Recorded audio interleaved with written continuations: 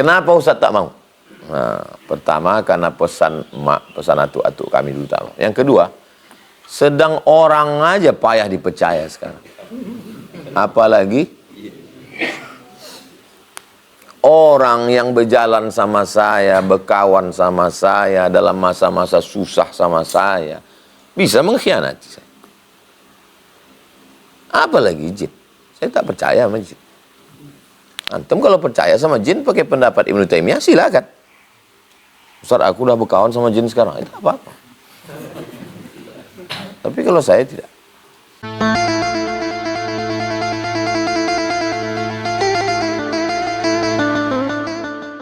Di dalam kitab Majmu' Syarah Muhadzab, pakai zal, Muhadzab bukan Muhajjab. Imam Syafi'i berkata, jika kalian mendapati dalam kitabku sesuatu yang bertentangan dengan sunnah, maka tinggalkanlah pendapatku dan sampaikanlah sunnah tadi. Apa maksud perkataan Imam Syafi'i? Apakah ada pendapat Imam Syafi'i yang bertentangan dengan sunnah? Saya misalnya ceramah, lalu saya bilang ke jamaah, kalau dapat kalian pendapat saya ini yang bertentangan dengan Quran dan sunnah, tinggalkan saya. Apa maksud cakap saya itu? Maksud cakap saya itu, tidak ada yang kucakapkan ini keluar dari Quran dan sunnah. Itu maksud cakap.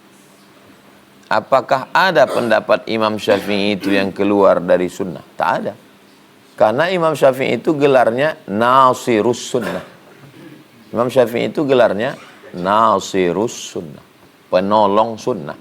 Macam mana penolong sunnah pendapatnya bertentangan dengan sunnah? Kamu ikut Imam Syafi'i apa ikut sunnah? Kalau ada orang bertanya begitu, itu menunjukkan dia jahil murakkab, bodoh kuadrat. Kau ikut Syafi'i apa ikut sunnah? Karena Imam Syafi'i mengambil penyebab pertikaian kita ini adalah karena kita tidak kembali kepada sunnah. Kalau kita kembali kepada sunnah, maka insya Allah kita tidak akan bertikai. Oh, jadi Ustaz, kalau kita kembali kepada sunnah kita tak bertikai? Tidak. Innal mayyita la yu'azzabu bibukai ahlihi. Mayat diazab kalau keluarganya menangis. Mayat ini diazab kalau keluarganya menangis. Dalam Al-Quran, wala taziru waziratu wizra ukhra. Orang tidak menanggung beban orang lain. Yang diazab ini siapa? Mayat. Yang menangis siapa? Bininya. Bininya yang menangis, kok lakinya diazab? Udahlah dulu waktu hidup dia udah azab kali. Sekarang udah mati pun kena azab juga gara-gara bini.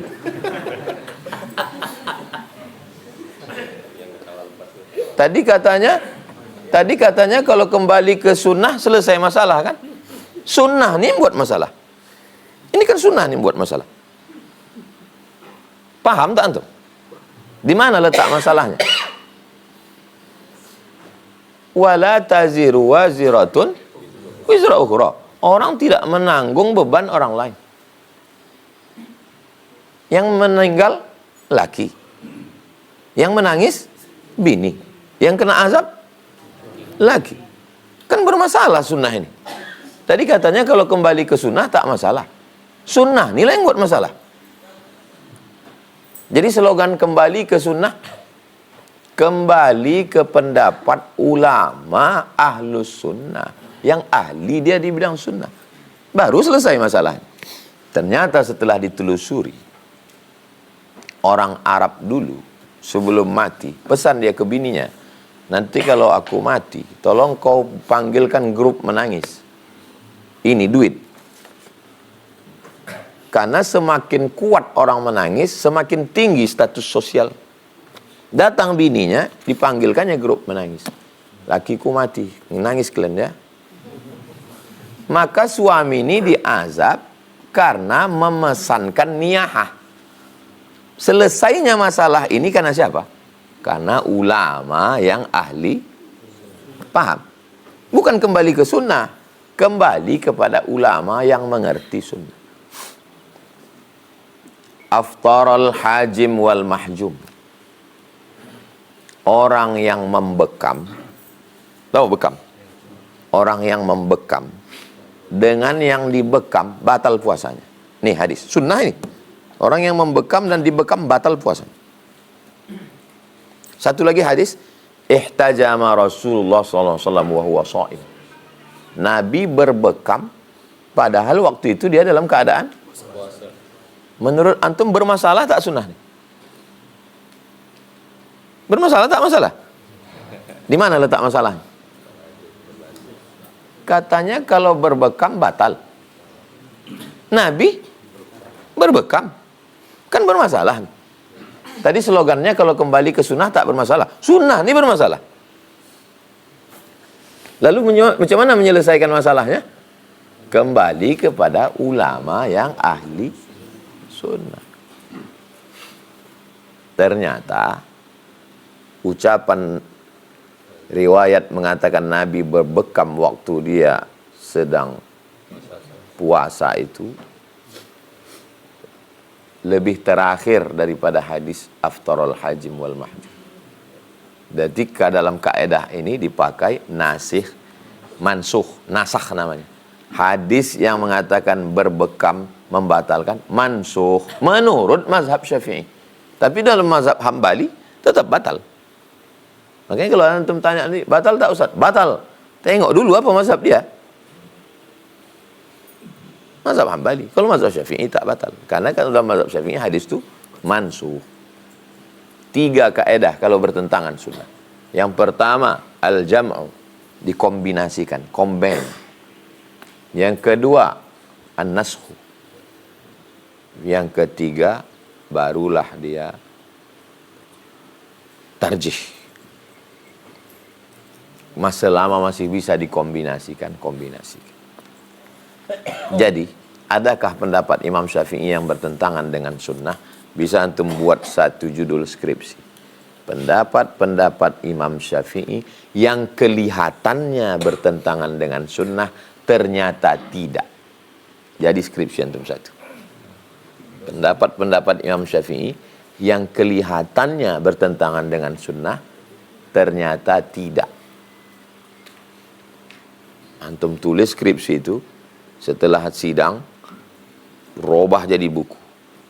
100 pendapat Imam Syafi'i yang bertentangan dengan sunnah. Best seller. Saya kasih kata pengantar. Kita adakan bedah buku di kampus-kampus. Pendapat Imam Syafi'i yang kelihatannya bertentangan dengan sunnah, padahal tidak. Air dalam ember. Lalu saya masukkan tangan saya ke dalam. Habis itu saya masukkan lagi. Boleh? Boleh atau tak boleh? Kalau hadis riwayat Utsman bin Affan, kata Utsman, ambilkan aku satu bejana. Utsman wudu, muka, wa aydiyakum ilal marafiq wamsahu bi ru'usikum wa arjulakum. Kata Utsman, man tawadda'a wudu'i haza, siapa yang berwuduk dengan wudukku ini, beginilah aku menengok wuduk dari Rasulullah SAW. Dalam mazhab Syafi'i air itu mustakmal. Lalu antum pakai kaedah in sahhal hadis fahuwa madhhabi. Ini pendapatku, ini hadis. Campakkan pendapatku, pakailah hadis ini. Rupanya tak tahu Imam Syafi'i tentang hadis itu.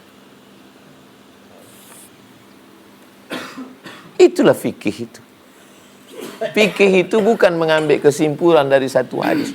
Dikumpulkannya banyak hadis, namanya maudhu'i.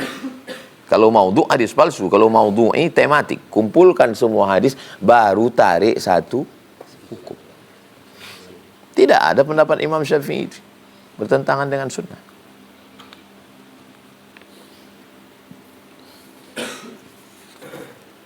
minta referensi kitab dibahas pemuda dalam pengajian di masjid untuk kajian. Pertama, tafsir. Tafsir yang paling pendek sama jumlah ayatnya sama tafsirnya. Kalau lebih banyak tafsirnya daripada ayatnya, perempuan maaf cakap haid boleh megang. Karena lebih banyak tafsirnya. Tapi tafsir ini sama jumlah ayatnya sama tafsirnya. Sehingga perempuan yang berhalangan tak boleh megang tafsir. Tafsir Jalalain. Antum beli tafsir Jalalain. Dah. Tafsir mufrodat kosakata Jalalain. Setelah Jalalain, tafsir syarahnya Sawi. Tapi kalau antum tidak mau pakai Imam Sawi mazhabnya Maliki. Imam Jalalain, Jalaluddin Suyuti, Jalaluddin Mahalli, mazhabnya Syafi'i. Antum pakai tafsir Ibnu Katsir. Tafsir Ibnu Katsir, tafsir paling bersih dari Israiliyat. Kiai Haji Hashim Asy'ari mengajarkan tafsir Ibnu Katsir. Saya baca dalam biografi beliau yang saya muat dalam disertasi saya. Nah, jadi saya suka pakai tafsir Ibnu Katsir. Imam Ibnu Katsir itu mazhabnya Syafi'i. Kalau mau tafsir birra'i, tafsir akal, yang paling lengkap namanya tafsir Mafatih Al-Ghaib.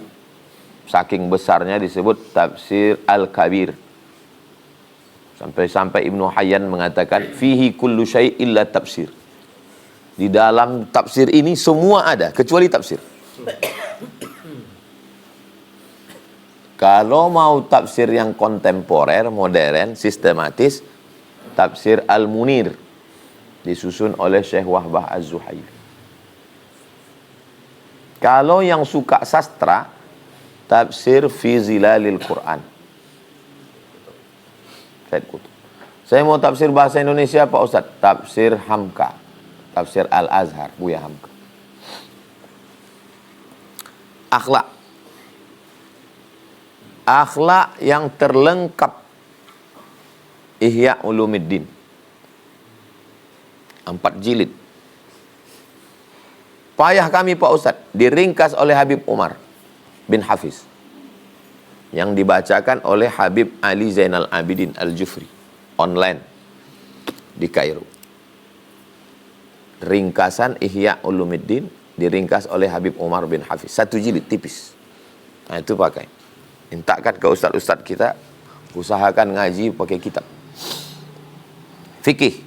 Fikih bahasa Indonesia mazhab Syafi'i terlengkap. Sulaiman Rashid tamat dari Al-Azhar tahun 1935. 10 tahun sebelum Indonesia merdeka dia udah tamat Al-Azhar. Orang Lampung. 10 tahun sebelum itu ada lagi yang tamat Al-Azhar 1925. Namanya Mahmud Yunus dari Tawalib Padang Panjang 1925. 1935 ini termasuk Azhar yang tua-tua.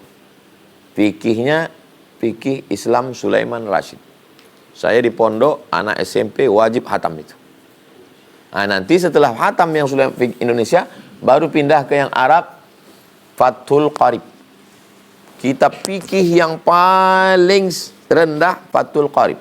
Syarah Matan Takrib. Matan tak paham karena matan aja, nazam. Nah, di atasnya itu namanya Fathul Qarib. Syarah Matan Takrib. Bahasa Indonesia ini dulu khatamkan. Sirah. Sirah yang paling tua ditulis oleh Ibnu Ishaq. Lalu kemudian dilanjutkan oleh Ibnu Hisham. Maka terkenal dengan Sirah Ibnu Ishaq. Yang modern, yang bahasanya simple, yang sederhana, Ar-Rahiq Al-Maktum. Ditulis ulama India, juara 1 lomba menulis sirah sedunia.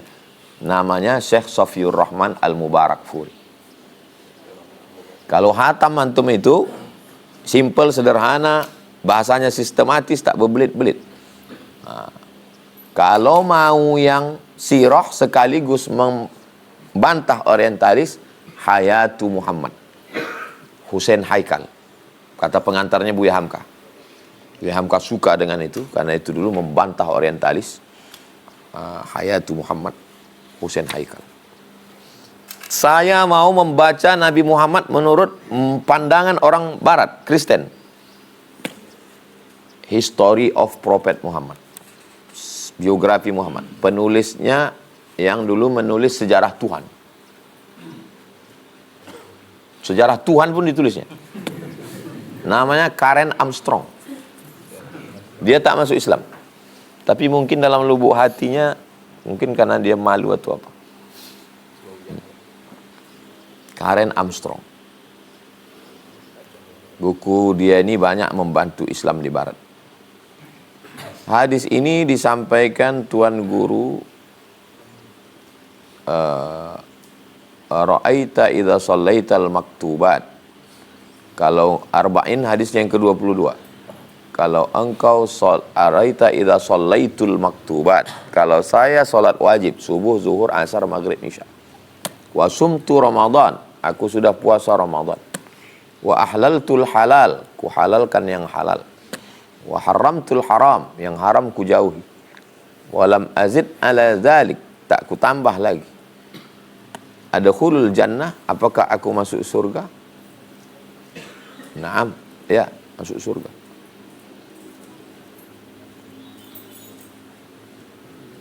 Sholat, puasa, bagaimana dengan haji? Bagaimana dengan jihad? Itulah maka kaidah hadis ini tak bisa mengambil kesimpulan dari satu hadis. Kumpulkan semua hadis, baru diambil satu pemahaman. Pemahamannya itu disebut dengan fiqh. Fikih hadis. Obat yang ada di apotek itu hadis. Orang yang mampu meramu obat itu menjadi obat, itu dokter. Antum pergi ke apotek, antum makan semua obat itu, mati antum. Karena antum tak ada ilmu di situ. Paham? Sahih Bukhari, Sahih Muslim, Sunan Abi Daud, Sunan Nasa'i, Sunan Tirmidzi, Sunan Ibn Majah, Muwatta Malik, Sunan Darimi, Musnad Ahmad bin Hanbal, Musannaf Ibni Abi Syaibah, Musnad At-Tayalisi. Itu sama macam obat di apotek. Antum pergi ke apotek, antum makan ini, antum makan ini, antum makan ini, mati antum.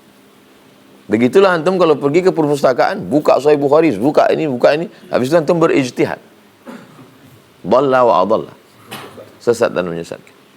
Maka yang paling selamat adalah ikut dokter. Dokter itulah faqih. Pak dokter, tolong ambilkan saya obat yang cocok untuk saya. Dia ambilnya. Bapak ada asam lambung? Ya, yang cocok ini. Bapak gulanya tinggi pak, jadi jangan makan ini. Dia yang ngerti. Jadi kalau ada orang mengatakan, marilah kembali kepada Quran dan Sunnah. Itu sama dengan mengatakan, mari kita ke apotek, kita makan obat ini semua. Mari kita ke dokter yang paham obat. Pertanyaannya, sholat wajib yang dimaksud laki-laki itu apakah dikerjakan secara sendiri atau berjamaah? Tak bisa mengambil dari satu hadis. Kumpulkan semua hadis. Tentang sholat berjamaah, mazhab Hambali fardu ain, Hambali. Mazhab Maliki sunat muakkad. Mazhab Syafi'i fardu kifayah. Dokter tiga-tiga ini berijtihad mereka, hadisnya sama, Qurannya sama, beda ijtihad. Jadi kalau antum tanya, apakah sholat sendiri atau berjamaah? Mazhab Hambali wajib berjamaah. Mazhab Syafi'i sunat muakkad. Jadi kalau gitu sendiri cukup. Mazhab Maliki sunat muakkad. Jadi kalau gitu sendiri cukup. Mazhab Syafi'i fardu kifayah, sendiri cukup. 2. Kalau dengan melaksanakan yang wajib dan meninggalkan yang haram bisa masuk surga, maka di mana fungsi melaksanakan yang sunat dan meninggalkan yang makruh? Jangan mengambil dari satu hadis. Makanya yang mengajar hadis mesti membaca syarah. Jangan dibacanya hadis, dibaca terjemah, dijelaskan sendiri. Tak bisa. Baca hadis itu baca hadis-hadis lain, baru tarik satu kesimpulan. Nama metodenya maudhu'i. Imam Bukhari itu maudhu'i. Karena Imam Bukhari membuat satu judul, baru dibuatnya hadis. Kitab, di bawah kitab, bab, di bawah bab, hadis. Artinya Imam Bukhari makai metode maudhu'i, tematik. Saya Fulan bin Fulan, perumahan Unri, minta doa usaha British Propolis, punya Mas Ipo Santosa yang mengasih mobil untuk Yayasan Tabung Wakaf Umat, mobil Triton. Nah, itu dari BP. Masih ada lagi stiker BP-nya? Udah hilang? Mobilnya minta mobil baru dari BP.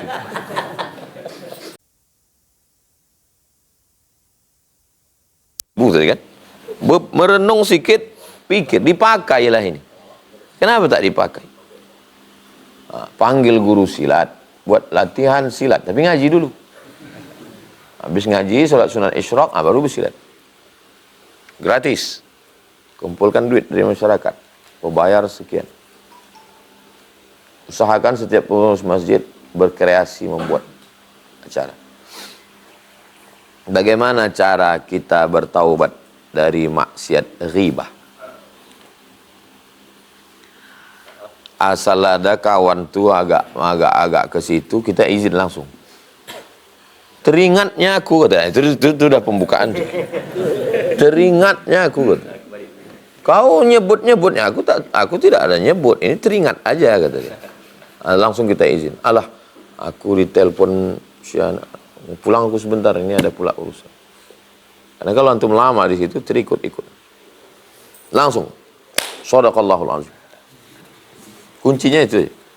Karena kalau terus kita di situ, datang setan mengajari kita. Bagaimana mengikuti imam yang isya sementara kita sholat maghrib? Imamnya sholat isya, kita masuk ke masjid. Jelas-jelas azan isya jam 8. Kita mau sholat maghrib, kita isya dulu. Kita isya dengan imam. Setelah kita sholat isya, baru kita sholat maghrib. Namanya jamak takhir. Itu maka jamak takhir itu tidak disyaratkan mualat. Tidak disyaratkan mualat itu maksudnya tidak wajib maghrib dulu. Isya dulu.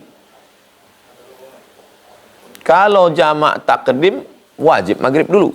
Kalau jamak takhir yang membuat isya dulu karena maghribnya dilaksanakan di waktu isya. Yang membuat sholat, yang membuat itu maghrib dulu karena menurut urutan waktu maghrib dulu baru isya. Jadi jamak takhir tidak disyaratkan. Tak bisa antum pas 3 rakaat salam. Assalamualaikum warahmatullahi wabarakatuh. Ju'ilal imamu liyutamma bihi. Imam itu diangkat untuk diikuti. Antum musafir. Musafir nih hari ini. Pas berhenti di Duri nanti. Imam antum mukim. Imamnya 4 rakaat. Antum 4. Tak bisa antum pas 2. Assalamualaikum warahmatullahi. Aku musafir Pak Imam. Tak bisa. Tapi kalau antum jadi imam, antum musafir, antum jadi imam, antum 2. Makmumnya nambah. Mana dalilnya? Mana dalilnya? Nabi jadi imam selama 19 hari. Waktu pembebasan kota Makkah. Nabi jadi imam 2 rakaat. Habis itu kata Nabi, atimmu salatakum. Sempurnakan salat kalian. Assalamualaikum warahmatullahi wabarakatuh. Makmum berdiri. 2. Berapa kilometer, berapa sentimeter jarak saf baru dikatakan putus?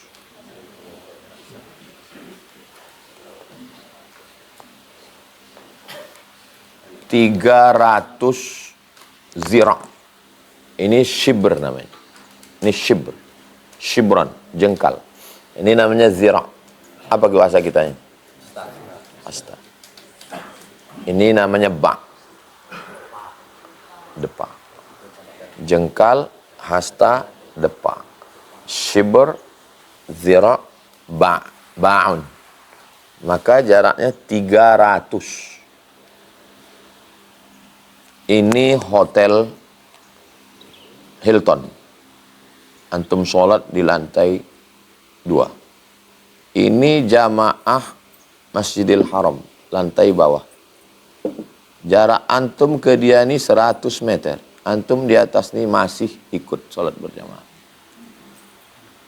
300 depa ini kalau dimeterkan, 300 hasta ini kalau dimeterkan 150 meter. 150 meter antum masih bisa ikut. Menurut mazhab Syafi'i. Ini mazhab Syafi'i. Sekarang mazhab yang paling enak. Mazhab Maliki. Selama antum bisa menengok gerak imam. Selama antum bisa menengok gerak imam, maka antum masih bisa jadi makmum. Rumah antum lantai 2. Imam itu lebih dari 100 meter. Tapi antum bisa menengok gerak dia dan mendengar. Itu maka masjid-masjid itu kalau dia lantai 2 dibuat berlobang. Tak boleh tutup rapat. Kenapa? Untuk menengok gerak imam dan mendengar suara. Allahu Akbar. Sami Allahu liman hamidah. Macam mana kalau imamnya di Masjid An-Nur, makmumnya di Rimbo Panjang? Suaranya sampai melalui radio. Bisa atau tak bisa? Mazhab Maliki? Bisa. Tak nampak. Live.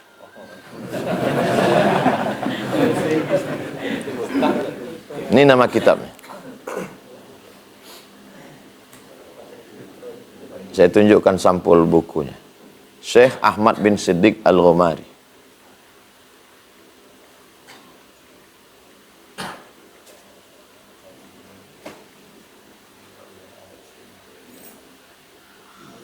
Ini kitabnya. Al-Iqna bisihhati salatil jum'ah fil manzil khalfal midya'. Al-Iqna bisihhati salatil jum'ah fil manzil, salat Jum'ah di rumah, khalfal midya', di belakang radio. Antum hidupkan radio, antum salat dulu. Alhamdulillahi rabbil alamin, kata Ustaz Zulhendri di An-Nur. Allahu Akbar. Sami Allahu liman hamidah. Sah menurut mazhab Maliki. Syekh Ahmad bin Siddiq Al-Ghumari. Oh, ini Syekh Ahmad ini siapa Pak Ustaz? Hafizul Asr. Dikumpulkan seluruh orang di dunia ini, dialah yang paling hafal hadis di dunia. Di abad 20. Ustaz amalkan? Tak pernah. Ini kan kajian kita ini ilmiah nih. Antum nanya ilmu, saya jawab ilmu.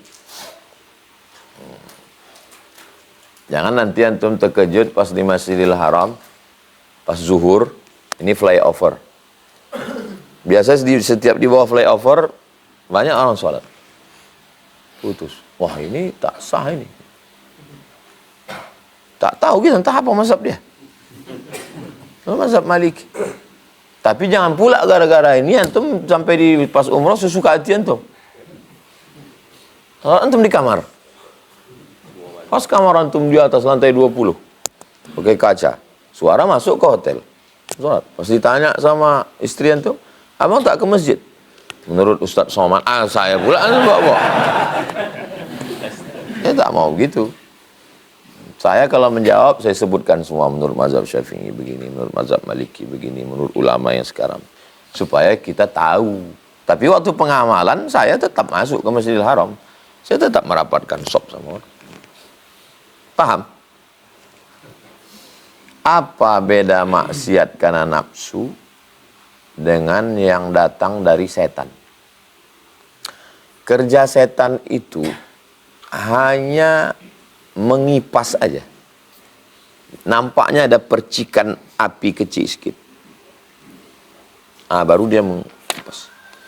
Makanya kalau cepat dipadamkan, tak setengah mati dia tak dapatnya. Inna ibadi laisa laka alaihim sultan. Hambaku, kau tak bisa, kata Allah Ta'ala. Maka kalau cepat dia balik ke Allah, dia ada lintasan sikit aja dari diri kita, baru dia datang. Maka begitu datang lintasan itu langsung. Walladzina idza fa'alu fahishatan aw zalamu anfusahum dzakarullah. Kalau dalam Naqsabandiyah zikirnya Allah, Allah, Allah, Allah, Allah, Allah, Allah, Allah, Allah, Allah, Allah, Allah. Asal datang lintasan itu langsung Allah, Allah, hilang dia. Kalau Qadiriyah, la ilaha illallah, la ilaha illallah, kuat dia. Makanya dikombinasikan antara zikir yang kuat dengan yang sir, Qadiriyah wan Naqsabandiyah. Yang Qadiriyahnya itu yang tak, la ilaha illallah yang kuat. La ilaha illallah. Kalau Naqsabandiyah sir dalam, tak berbunyi dia. Dua-duanya pakai dalil. Jadi yang mana dari setan? Setan meneruskan itu aja. Yang awal mulanya itu dari kita. Jadi kalau tak dapatnya pintu masuk, tak bisa dia menggoda. Cepat balik kepada Allah SWT. Apa hukumnya minta tolong sama jin? Sudah saya posting di IG saya beberapa bulan yang lalu. Pendapat Ibnu Taimiyah. Ada antum yang nyimpan? Ingat? Ada tak yang nengok waktu itu? Saya postingkan pendapat Ibnu Taimiyah. Kenapa Ustaz pakai Ibnu Taimiyah? Kenapa tak pakai Imam Nawawi? Karena yang ngaku-ngaku Ibnu Taimiyah yang banyak melarang.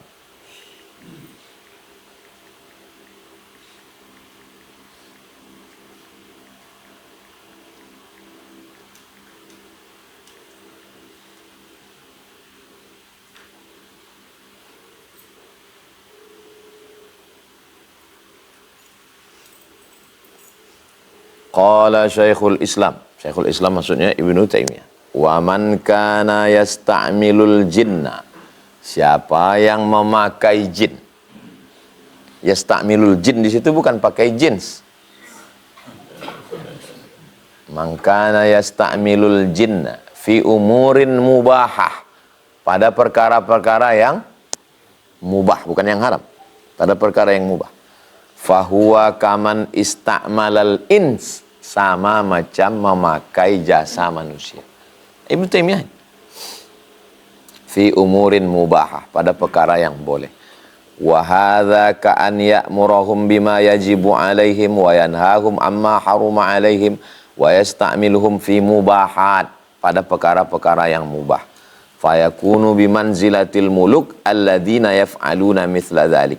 Sama macam raja minta bantuan rakyatnya, menterinya untuk melakukan perkara yang mubah. Boleh, kata Ibnu Taimiyah. Ustadz, dompet saya hilang. Lalu saya kontak jin saya. Tolong kau carikan di mana dompet ini. Lalu saya pukulkan lantai itu. Balik dompet. Saya pakai jin. Boleh apa tak boleh? Boleh apa tak boleh? Membalikkan dompet orang hilang itu mubah atau haram? Mubah. Ibnu Taimiyah bilang boleh. Yang tak boleh itu, saya suruh jin saya ke BRI Syariah.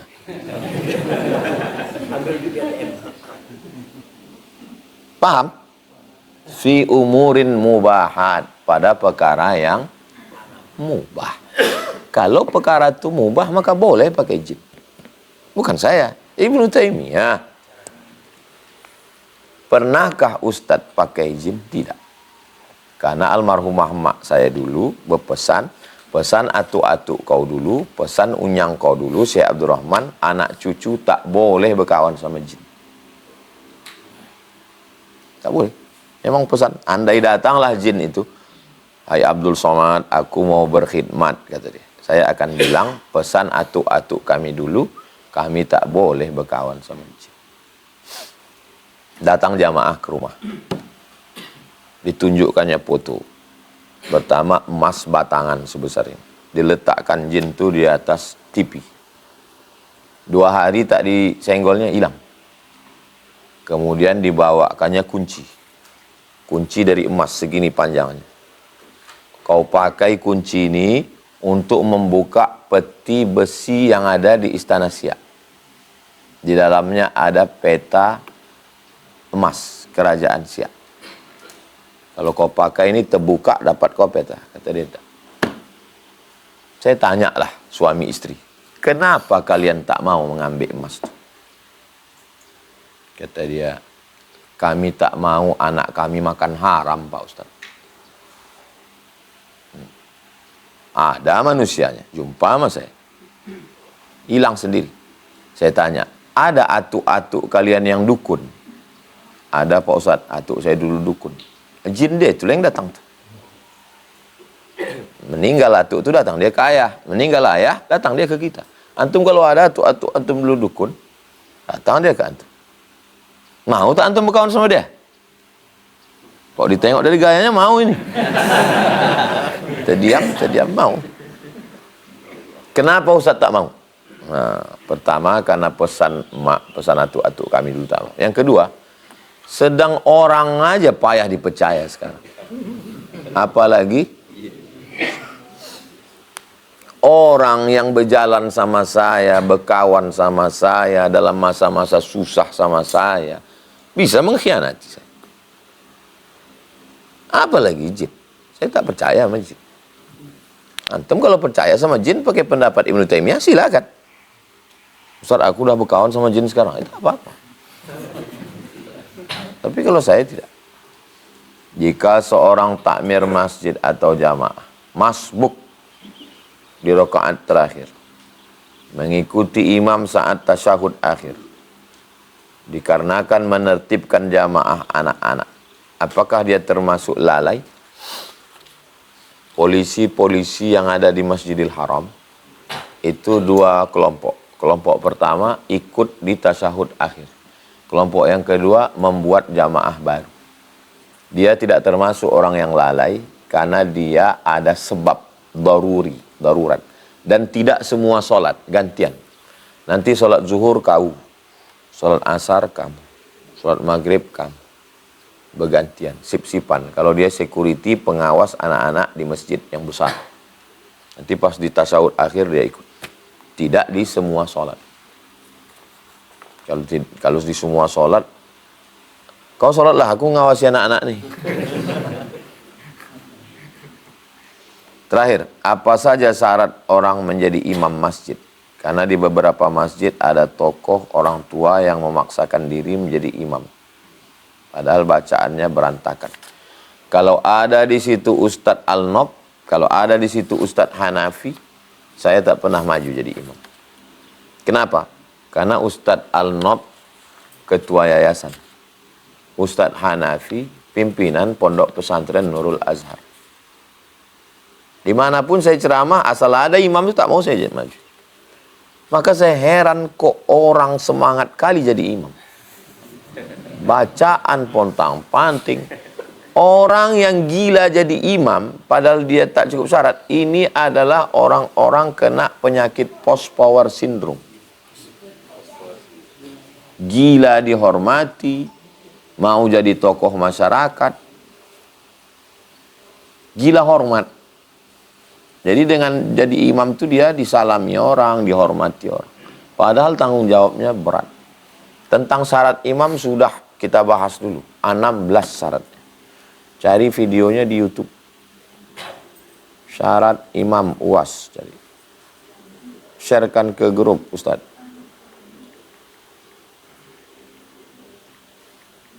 Yang pertama, yang paling banyak bacaannya. Yang paling banyak hafalannya.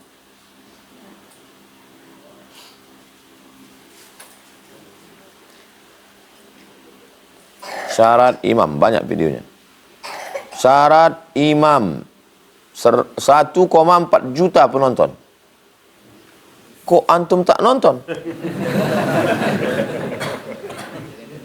1,4 juta penonton syarat imam. 42 menit, 3 tahun yang lalu. Kok bisa antum? Udah, share. Saya ambil dari Fiqhul Islami wa Adillatuh menurut mazhab Syafi'i. Yang berkumpul kita ini semua, yang pertama jadi imam ulil amri. Ulil amri tak sanggup mengangkat imam ratib. Itulah dia imam paripurna yang diangkat Pak Wali Kota. Tak ada imam ratib yang paling banyak hafalannya. Sama hafalannya, yang paling paham.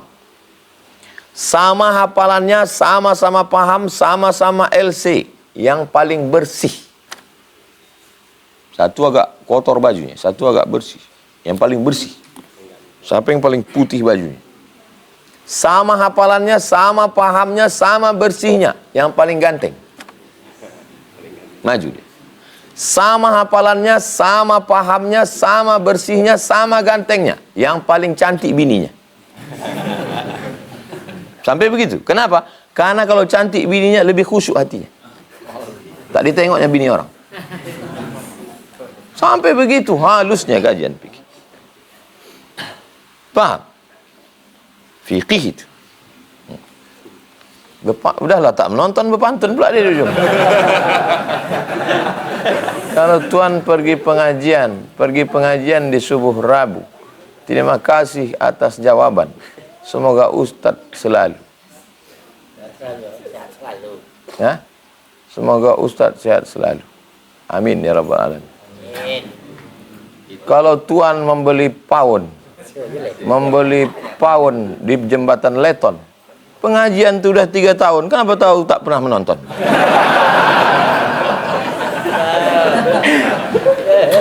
Mungkin supaya tokoh masyarakat itu nengok. Bagus. Jadi tidak semua yang bertanya itu karena tak tahu. Ada yang mau ngasih tahu orang lain, mau mengulang kaji.